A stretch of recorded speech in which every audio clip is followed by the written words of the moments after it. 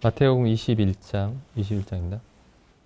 21장 12절 보겠습니다. 예수께서 성전에 들어가사 성전 안에서 매매하는 모든 자를 내어 쫓으시며 돈 바꾸는 자들의 상과 비둘기 파는 자들의 의자를 둘러 엎으시고 저희에게 이르시되 기록된 바 내 집은 기도하는 집이라 일컬음을 받으리라 하였거늘 너희는 강도의 구려를 만드는도다 하시니라. 소경과 저는 자들이 성전에서 예수께 나아오매 고쳐주시니 대제사장들과 서기관들이 예수의 하시는 이상한 일과 또 성전에서 소리질러 호산나 다윗의 자손이여 하는 아이들을 보고 분하여 예수께 말하되 저희의 하는 말을 듣느뇨.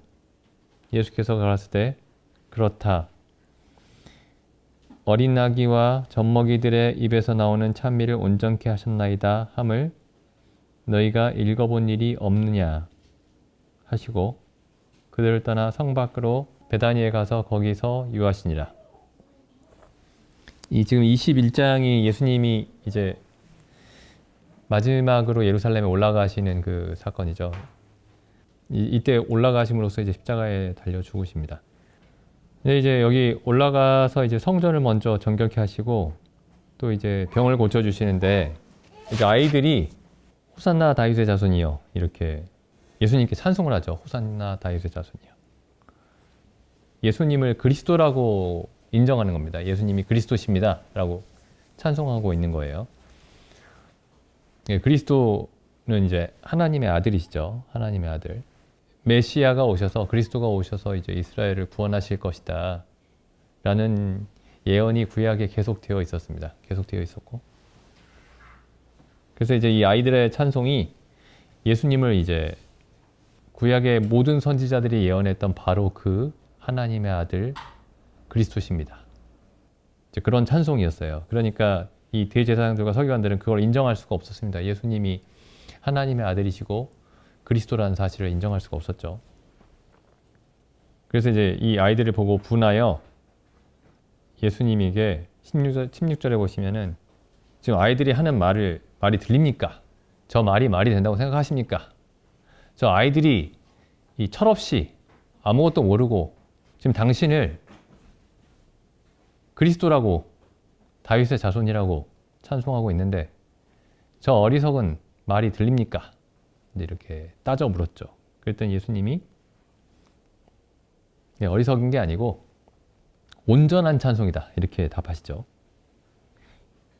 여기 보면 제 성경에는 이제 예수님이 시편 8편 2절을 인용하고 계십니다. 시편 8편 2절. 시편 8편 2절 보면 이렇게 돼 있죠. 주의 대적을 인하여 어린아이와 젖먹이의 입으로 말미암아 권능을 세우시며 이는 원수와 보수자로 잠잠케 하려 하심이니이다. 예수님이 이 말씀을 인용하셨어요. 근데 이 시편을 보면은 이제 8편 1절부터 보시면 여호와 우리 주여 주의 이름이 온 땅에 어찌 그리 아름다운지요. 주의 영광을 하늘 위에 두셨나이다. 주의 대적을 인하여 어린아이와 젖먹이의 입으로 말미암아 권능을 세우시며 이는 원수와 보수자로 잠잠케 하려 하심이니이다. 주의 손가락으로 만드신 주의 하늘과 주의 베풀어 두신 달과 별들을 내가 보오니 사람이 무엇이간데 주께서 저를 생각하시며 인자가 무엇이간데 주께서 저를 권고하시나이까. 저를 천사보다 조금 못하게 하시고 영화와 존귀로 관을 씌우셨나이다. 주의 손으로 만드신 것을 다스리게 하시고 만물을 그 발 아래 두셨으니 곧 모든 우양과 들짐승이며 공중의 새와 바다의 어족과 해로에 다니는 것이니이다. 여호와 우리 주여 주의 이름이 온 땅에 어찌 그리 아름다운지요. 그래서 이 8편, 시편 8편을 메시아, 그러니까 그리스도에 관한 예언으로 이제 설명을 하고 계시죠. 메시아 시편, 보통 메시아 시편이라고 얘기하죠. 메시아 시편. 메시아에 관한 시편으로 이렇게 예수님이 설명을 하고 계십니다.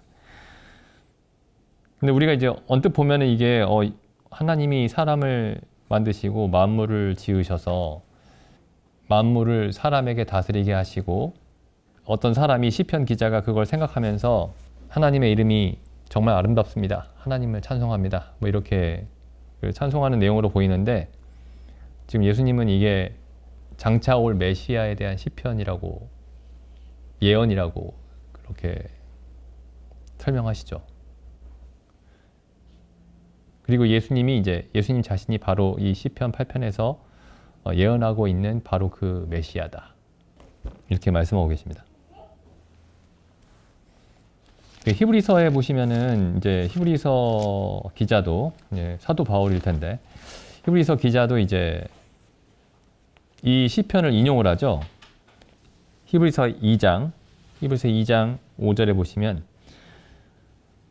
하나님이 우리가 말한 바 장차 오는 세상, 그러니까 앞으로 다가올 세상, 하나님이 앞으로 다가올 세상을 천사들에게 복종케 하시는 것이 아니다. 그러니까 어떤 유대인들이 이런 생각을 가지고 있었던 거예요. 장차 올 세상에 하나님이 가장 뛰어난 분이고 그 다음에 천사들, 그 다음 사람들이 천사들에게 복종할 것이다. 뭐 이제 그 순서를 그렇게 생각을 했던 겁니다. 위계 질서를. 근데 여기서 이제 사도 바울이 장차 오는 세상에서는 그 천사들에게 복종하는 것이 아니다. 만물이. 그러니까 천사들을 숭배하는 어떤 우상 숭배도 많이 있었고, 그래서 이제 그 잘못을 지금 사도 바울이 바로 잡으려고 합니다. 그래서 이제 장차 오는 세상을 천사들에게 복종케 하신 것이 아니다.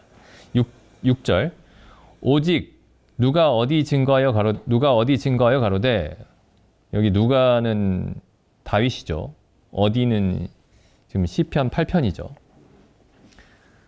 오직 누가 어디 증거하여 가로되 사람이 무엇이간데 주께서 저를 생각하시며 인자가 무엇이간데 주께서 저를 권고하시나이까. 저를 잠깐 동안 천사보다 못하게 하시며 영광과 존귀로 관 씌우시며 만물을 그 발 아래 복종케 하셨느니라. 지금 시편 8편을 인용하고 있죠. 그러고 나서 이제 설명을 합니다. 이 시편 8편을. 그 의미를 설명을 합니다. 사도 바울이. 하였으니 만물로 그에게 복종케 하셨은즉 복종치 않은 것이 하나도 없다는 뜻이나, 그러니까 만물을 그에게 복종케 하셨다라고 말씀하셨으니까 그에게 복종치 아니한 것이 하나도 없다라는 뜻이지만, 지금 우리가 볼 때에 만물이 아직 그에게 복종한 것을 보지는 못하고 있다. 그다음 9절 보시죠. 오직 우리가 천사들보다 잠깐 동안 못하게 하심을 입은 자, 그러니까 잠깐 동안 천사들보다 못하게 하심을 입었다니까 이게 천사들보다 항상 못하다 그런 뜻은 아니죠. 잠깐 동안만 천사들보다 못한 겁니다. 이 잠깐이 지나면 천사들보다 뛰어나게 되는 거죠. 사람이 천사들보다 뛰어나게 되는 겁니다. 이 바로 앞에 나오죠. 그 히브리서 1장 14절에 보시면 모든 천사들은 부리는 영으로서, 그러니까 종이라는 뜻입니다. 부리다. 뭐 사람을 부린다 이렇게 얘기하죠. 모든 천사들은 부리는 영으로서, 섬기는 영으로서 구원을 얻을 상속자들을, 그러니까 우리죠. 하나님의 자녀들을 위하여 섬기라고 보내신 영들이 아니냐. 그러니까 천사들이 하나님의 자녀들을 섬기도록 되어 있습니다. 천사들이 사람보다 지혜와 능력에 있어서 사람과 비교할 수 없이 뛰어난데, 그럼에도 불구하고 하나님이 천사들을, 하나님의 자녀들을 섬기는 영으로서 지으셨죠. 그리고 장차 올 세상에서는 천사들이 사람들을 섬기게 되어 있습니다. 2장 9절 다시 보겠습니다. 히브리서 2장 9절. 오직 우리가 천사들보다 잠깐 동안 못하게 하심을 입은 자, 곧 죽음의 고난 받으심을 인하여 영광과 존귀로 관 쓰신 예수를 보니, 그러니까 예수님이 천사들보다 잠깐 동안 못하게 하심을 입었어요. 우리도 마찬가지입니다. 우리도 천사들보다 잠깐 동안 못하게 하심을 입은 상태죠. 근데 천사들보다 잠깐 동안 못하게 하심을 입었다라는 사실을 가장 분명하게 보여주는 그 사람의 특징이 뭐냐면 죽는다는 겁니다. 죽는다. 천사들은 죽지 않죠. 곧 죽음의 고난받으심을 인하여 영광과 존귀로 관세신 예수를 보니, 그러니까 예수님은 잠깐 동안 천사들보다 못하게 하심을 입고 그리고 영광과 존귀로 관을 씻었습니다. 그러니까 천사보다 뛰어나게 되셨죠. 이를 행하신 하나님의 은혜로 말미암아 모든 사람을 위하여 죽음을 맛보려 하심이라. 지금 이 시편 8편이 모든 사람에게 일어날 일이지만은 예수님이 모든 사람의 머리로서 이 경험을 먼저 하신 겁니다. 이 경험을. 모든 사람의 머리로서. 그리고 나중에 예수님이 다시 오실 때에 여기 2장 8절에 나와 있는 만물이 사람에게 복종하는 것을 우리가 그때에 보게 될 겁니다. 지금은 만물이 예수 그리스도께 복종하고 있죠. 예수 그리스도께만. 그래서 이제 지금 이 시편 8편이 메시아 시편인데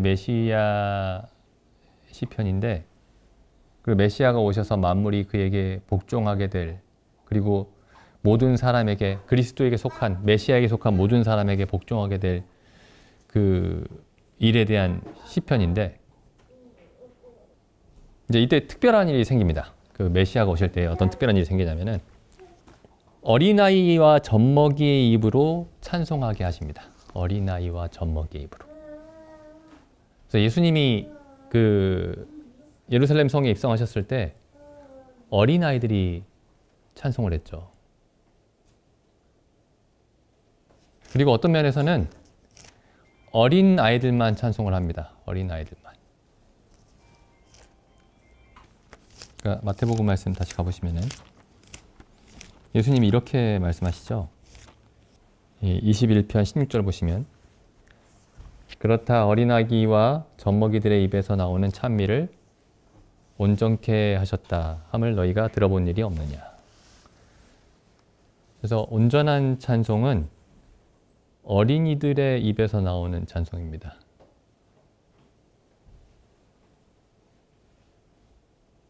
물론 여기 지금 어른들도 찬송을 했어요. 어른들도 찬송을 하고 예수님의 제자들도 찬송을 했고 12사도도 찬송을 했고 사도들도 찬송을 했고 그 찬송들이 온전하지 않다는 뜻은 아닙니다. 근데 여기 이 말씀을 보시면은 19장 13절 보시죠. 때에 사람들이 예수의 안수하고 기도하심을 바라고 어린아이들을 데리고 오매 제자들이 꾸짖거늘 예수께서 가라사대 어린아이들을 용납하고 내게 오는 것을 금하지 말라. 천국이 이런 자의 것이니라. 천국은 어린아이와 같은 사람들이 들어갑니다. 어린아이같이 순진하고 누구의 말이나 잘 믿고 그런 사람들이 들어간다는 뜻이 아니고 어린아이들이 아는 게 없죠. 어른들은 많이 아는데 어린아이들은 아는 게 없죠. 그리고 어른들이 하는 말도 잘 믿습니다. 보통 그래서 순진하다고 하죠. 순진하다. 좀 좋은 뜻이기도 하고 안 좋은 뜻이기도 해요. 근데 예수님이 그런 의미에서 말씀하신 게 아닙니다. 이 어린아이라는 말이. 여기 또 앞에 가보시면은 18장 보시면 18장 1절 보시죠. 그때 제자들이 예수께 나와 가로되 천국에서는 누가 크니이까? 예수께서 한 어린아이를 불러 저희 가운데 세우시고 가라사대 진실로 너희에게 이르노니 너희가 돌이킨다는 말이 회개한다는 말이죠. 돌이킨다. 방향을 돌이킨다. 돌이켜 어린아이들과 같이 되지 아니하면 결단코 천국에 들어가지 못하리라. 그 앞에도 또 보죠. 마태복음 11장 20절에 보면 이런 말씀이 있죠. 예수께서 권능을 가장 많이 베푸신 고을들이 회개치 아니했다. 예수님이 권능을 가장 많이 베푼 도시들이 회개하지 않았다. 그러면서 예수님이 이렇게 말씀하십니다. 25절, 11장 25절. 그때 예수께서 대답하여 가라사대 천지의 주제이신 아버지여 이것을 지혜롭고 슬기 있는 자들에게는 숨기시고 어린 아이들에게는 나타내심을 감사하나이다. 올소이다 이렇게 된 것이 그 어린 아이들이 무엇을 알게 됐느냐 하면은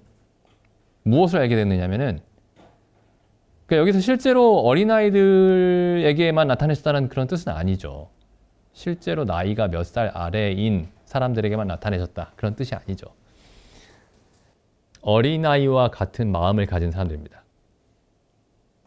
자기를 낮추는 사람들이죠. 지혜롭고 슬기 있는 자들과는 반대되는 말입니다. 지혜롭고 슬기 있는 자들. 나는 지혜가 없고 슬기롭지도 않습니다. 라고 말하는 사람들이죠. 그러니까 어린아이가. 내게는 지혜가 없고 나에게는 지식도 없습니다. 라고 말하는 사람들입니다. 근데 이 사람들에게 뭘 알려주셨냐면은 27절 내 아버지께서 모든 것을 내게 주셨으니 아버지 외에는 아들을 아는 자가 없고 그래서 아들에 대해서 알려주셨습니다. 그리고 아들과 아들의 소원대로 계시를 받는 자 외에는 아버지를 아는 자가 없느니라. 그러니까 아들과 아버지에 대해서 알려주신 거예요. 아들과 아버지에 대해서. 그러니까 아들을 알므로써 아버지를 알려주신 거죠. 아들을 통해서만 아버지를 알 수 있으니까요. 아들을 알므로써 아버지를 알게 하신 겁니다. 근데 아들과 아버지에 대한 지식은 어떤 사람들에게만 주어지냐면은 지혜롭고 슬기 있다, 스스로 지혜 있고 슬기롭다라고 생각하는 자들에게는 숨기시고 어린아이들에게만 나타내셨습니다. 어린아이들에게만.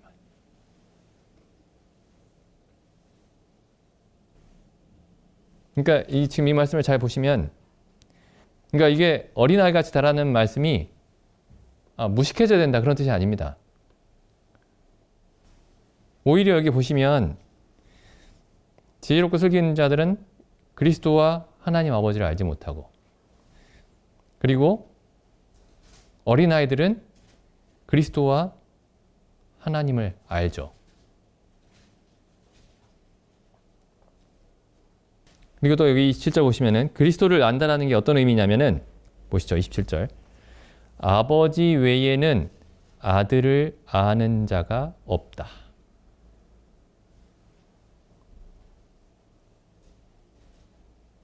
그럼 아들 예수 그리스도를 아는 지식이라는 게 얼마나 큰 것인지 알 수 있습니다. 왜냐하면 아버지 외에는 아들에 대해서 알 수가 없기 때문이죠. 그러니까 아들 예수 그리스도의 크기에 대해서 지금 이 말씀을 통해서 알 수가 있습니다. 아버지 외에는 하나님 아버지 외에는 예수 그리스도를 온전히 아는 분이 알 수 있는 분이 없다.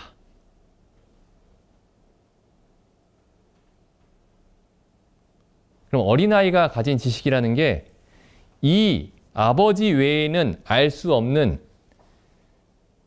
이 아들을 아는 지식입니다.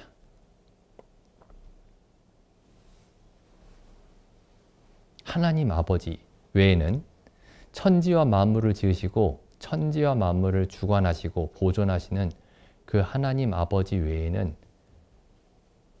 도무지 알 수 없는 이 예수 그리스도를 아는 지식을 어린아이에게만 주셨다는 거죠.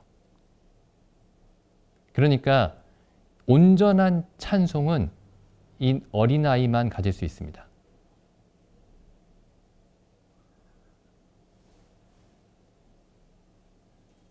근데 이 어린아이의 의미에 대해서 이제 이렇게 말씀하세요. 그 다음에 28절. 25절에도 그 의미가 부분적으로 나와 있죠. 지혜롭고 스스로 지혜롭고 슬기 있다라고 말하는 자들이 아니고 28절 보시면 수고하고 무거운 짐진 자들아 다 내게로 오라. 내가 너희를 쉬게 하리라. 나는 마음이 온유하고 겸손하니. 그래서 마음이 온유하고 겸손한 사람입니다.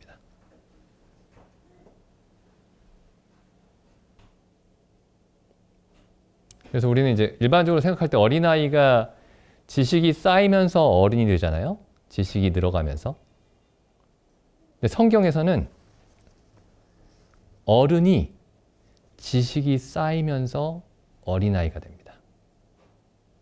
참 지식이 늘어가면서 어린아이가 됩니다. 하나님과 예수 그리스도를 알면서 자기 자신에 대해서, 자기 자신의 무지함과 연약함에 대해서 알면서 어린아이가 됩니다. 그래서 예수님이 돌이켜 어린아이 같이 되지 아니하면, 이렇게 말씀하신 거예요. 18장 3절에. 돌이켜 어린아이들과 같이 되는 거죠. 어린아이들과 같이 되는 것이 성장입니다.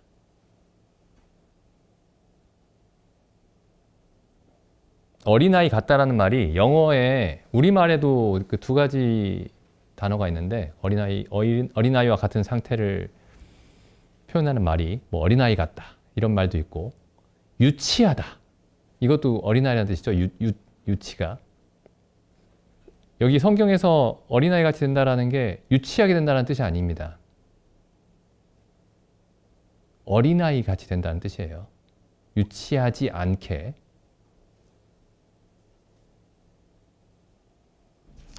그리고 여기 이 사도행전 3장 25절부터 읽어보겠습니다.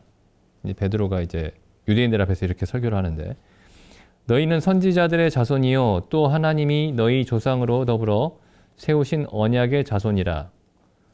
아브라함에게 이르시기를 땅 위의 모든 족속이 너의 씨를 인하여 복을 받으리라 하셨으니, 하나님이 그 종을 세워, 여기 종 하면은 이제 아마 성도님들 성경에도 있을 텐데, 그 주석에 보면은 밑에 각주에 소자 이렇게 되어 있습니다. 소자. 이게 어린아이죠. 그래서 어린아이. 하나님이 그 어린아이를 세워 복 주시려고 너희에게 먼저 보내사 너희로 하여금 돌이켜 각각 그 악함을 버리게 하셨느니라. 성경에서는 예수님을 여기서 베드로가 어린아이라고 표현하고 있습니다. 그러니까 예수님 자신이 어린아이였던 거예요.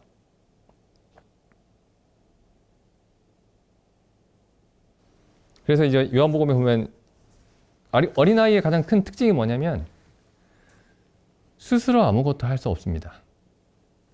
스스로 아무것도 알지 못합니다. 부모님이 가르쳐줘야 알 수 있고 부모님께 의지해야 모든 것을 할 수 있습니다. 근데 요한복음에 보면은 예수님이 계속 그렇게 말씀하시죠. 나는 아버지께서 행하시는 것을 보지 않고서는 아무것도 스스로 할 수 없다. 나는 아버지께 듣지 않고서는 아무것도 스스로 판단할 수 없다.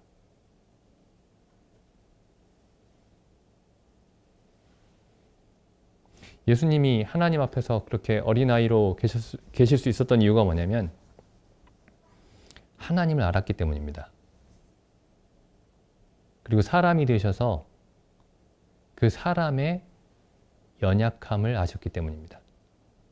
하나님 앞에서 사람이 얼마나 무력한 존재인지, 얼마나 모든 일에 하나님께 항상 의존해야 되는 그런 존재인지 예수님이 아셨기 때문이죠. 성경에서 계속 예수님을, 이제 예수님의 예표도 어린 양으로 표현을 하죠. 유월절 어린 양도 태어난 지 1년 된 어린 양을 유월절 양으로 잡게 돼 있죠. 번제를 드릴 때도 매일 아침과 저녁으로 번제를 드릴 때도 태어난 지 1년 된 어린 양을 드리게 돼 있죠. 이게 굉장히 중요합니다. 왜냐하면 그 예수님이 가장 많이 기적을 베푸신 그 고울들이 회개하지 않았던 이유가 뭐냐면은 어린아이가 아니었기 때문에 그래요. 나도 꽤 지혜가 있어. 나도 꽤 많이 알아. 그래서 예수님의 말씀을 받아들이지 않았던 겁니다.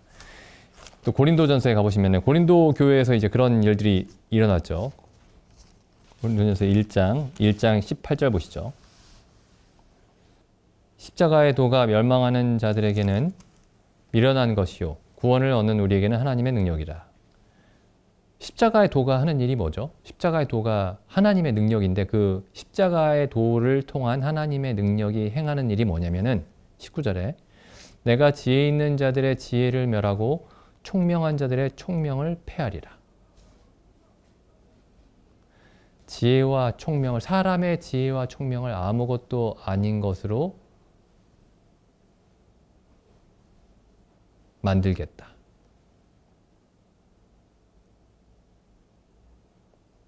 계속 보시죠. 십자가가 하는 일이 어린아이를 만드는 겁니다. 십자가 안에 있는 하나님의 능력과 하나님의 무한한 능력과 하나님의 무한한 지혜가 하는 일이 뭐냐면 사람을 어린아이로 만드는 겁니다. 그러니까 이 어린아이가 되는 것은 지식이 없기 때문에 생기는 결과가 아니고 참 하나님을 아는 지식의 결과입니다. 그러니까 어린아이처럼 되라는 이 말씀을 이제 기독교인들이 많이 오해를 했어요. 그래서 이걸 거의 그냥 아무것도 몰라도 된다. 오히려 뭔가를 아는 게 신앙에 도움이 되지 않는다. 어린아이처럼만 믿으면 된다. 성경도 몰라도 된다. 어린아이처럼만 믿으면 된다. 뭐 이렇게 생각을 한 겁니다.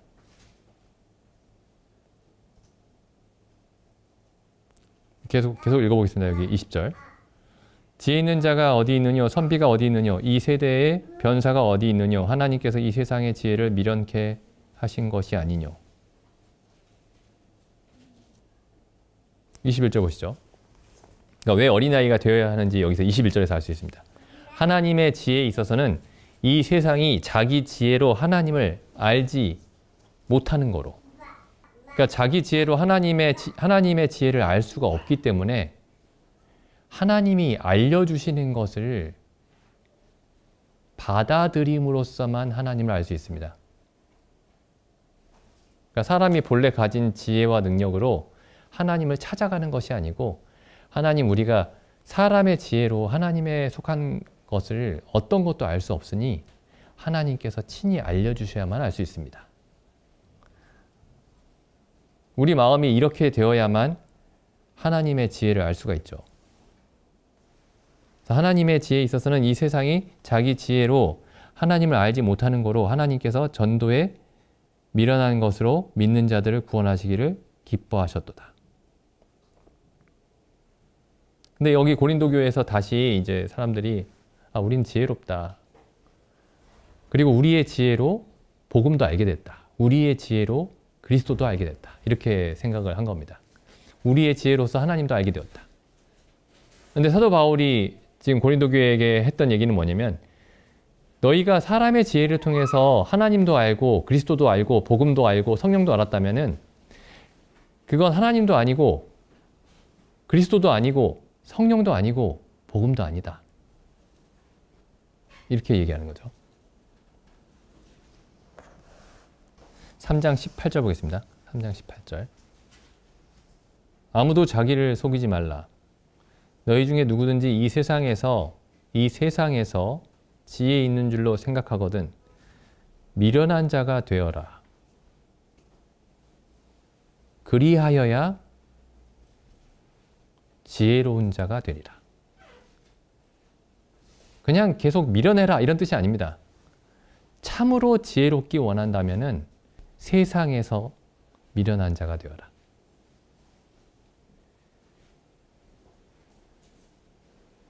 19절 보시죠. 이 세상 지혜는 하나님 앞에서는 미련한 것이니 기록된 바 지혜 있는 자들로 하여금 자기 괴율에 빠지게 하시느니라 하였고 또 주께서 지혜 있는 자들의 생각을 헛것으로 아신다 하셨느니라.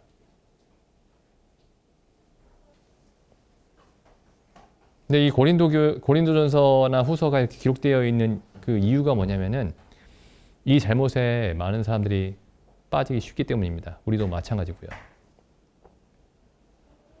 그래도 성경도 세상에 지혜가 있으면 더 잘 알 수 있지 않을까?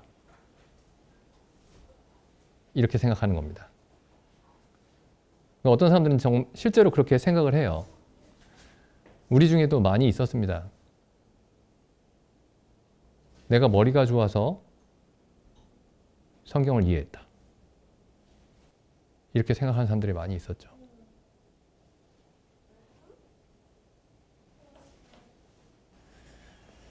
어린아이와 젖먹이의 입에서 나오는 그 찬송만이 온전하다.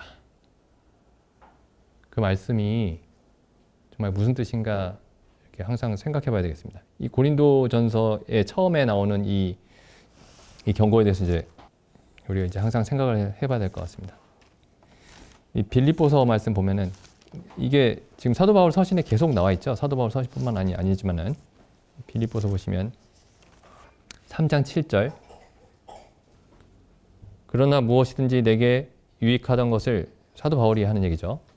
내게 유익하는 것을 내가 그리스도를 위하여 다 해로 여길 뿐더러 해롭게 여겼다. 또 모든 것을 해로 여김은 내 주 그리스도 예수를 아는 지식이 가장 고상함을 인함이다. 내가 그를 위하여 모든 것을 잃어버리고 배설물로 여김은 그리스도를 얻고 그 안에서 발견되려 함이니 그리스도 예수를 아는 지식을 위해서 모든 것을 해로 여긴다. 모든 것을 배설물로 여긴다. 이렇게 말씀하고 있죠. 그 다음에 10절에 보시면은 내가 그리스도와 그 부활의 권능과 그 고난의 참여함을 알려하여 그러니까 한마디로 줄이면 내가 그리스도를 알려하여 이렇게 줄일 수 있죠. 내가 그리스도를 알기 위해서. 그럼 그리스도를 알기 위해서 모든 걸 버려야 될 필요가 있을까요? 다 가지고 있으면서 그리스도를 알 수 있지 않을까요? 세상에 있는 걸 다 가지고 있으면서도 그리스도를 알 수 있지 않을까요? 근데 사도 바울은 이렇게 얘기합니다. 이 모든 걸 가지고 있으면은 얻을 수 없다라는 거예요.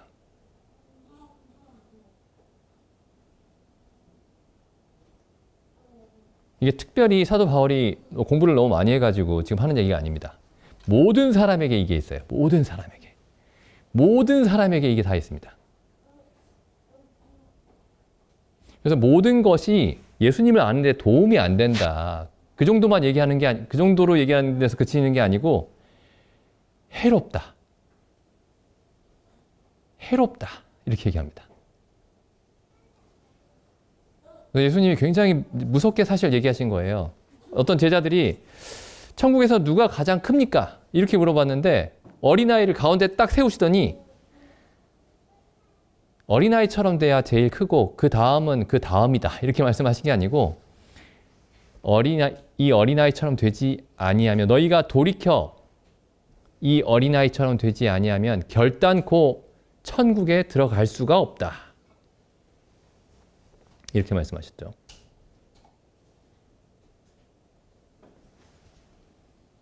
우리가 항상 이 일 돌아봐야 됩니다. 우리가 우리에게 있는 어떤 세상에서 가진 어떤 지혜나 능력이 그리스도를 아는데 혹은 그리스도를 위해서 사는데 도움이 된다고 생각하고 있지는 않은지 내가 시간이 흐르면서 뭔가 쌓이는 게 있죠. 그게 우리가 흔히 말하는 지식일 수도 있고 어떤 경력일 수도 있고 경험일 수도 있고 경륜일 수도 있고 근데 그리스도는 그런 것들로 알 수가 없고 어린아이로서만 알 수 있다. 이렇게 말씀하신 겁니다. 예수님이 이렇게 말씀하신 거죠. 다시 그 마태복음 말씀 다시 읽어보면은 그 마태복음 다시 가보겠습니다. 마태복음 11장 25절 그때 예수께서 대답하여 가라사대 천지의 주제이신 아버지여 이것을 지혜롭고 슬기 있는 자들에게는 숨기시고 어린아이들에게는 나타내심을 감사하나이다. 이게 천국의 시작이면서 계속 이 어린아이의 상태로 계속 유지가 되어야 됩니다.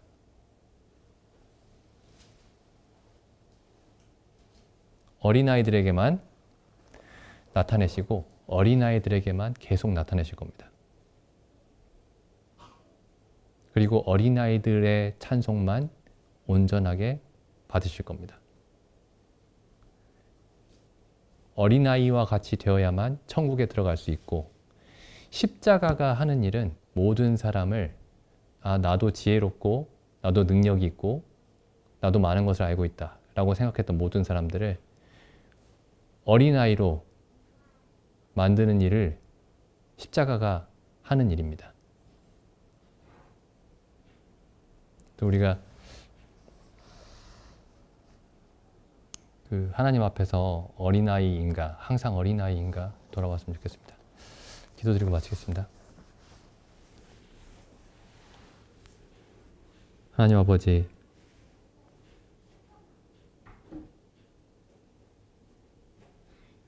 참 저희가 아담 안에서 범죄하여 모든 사람이 죽어 있을 때 참 온 세상이 자기 자신에게 지혜와 능력이 있다라고 생각하였사옵나이다. 참 저희도 그 가운데 있었사옵고, 참 우리의 스스로의 생각을 선하고 지혜롭다고 여겼었나이다. 그러나 우리 주 예수 그리스도께서 사람이 되어 오셔서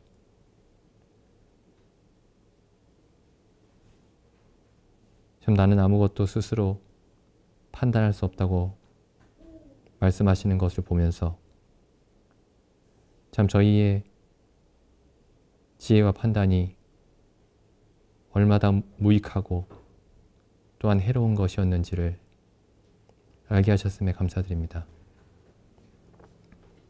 참 십자가에 달린 그리스도를 저희가 배울 때 사람의 모든 지혜와 생각이 항상 악할 뿐임을 저희로 보게 하셨음에 감사드립니다. 저희로 이제 예수 그리스도와 같이 참 아무것도 스스로 판단치 아니하고 오직 그리스도께서 판단하시는 대로만 저희가 모든 것들을 바라보게 하여 주시기를 원하옵나이다. 참 그러한 삶이 어떠한 것인지 저에게 말씀해 주시옵소서.